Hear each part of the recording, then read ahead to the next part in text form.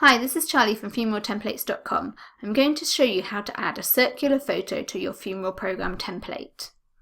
Now this is my program, and you can see I've already added my photo right here and it's come up square.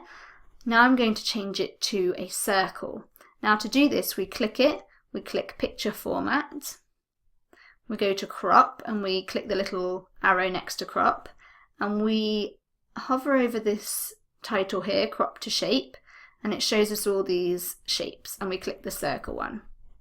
Now this has come up as an oval. Now some people like an oval shape on the program, and so you can leave it just like that, or you can make it a circle.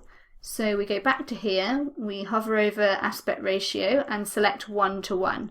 This makes it a nice perfect circle, and you can move the photo around like this to get it where you would like it.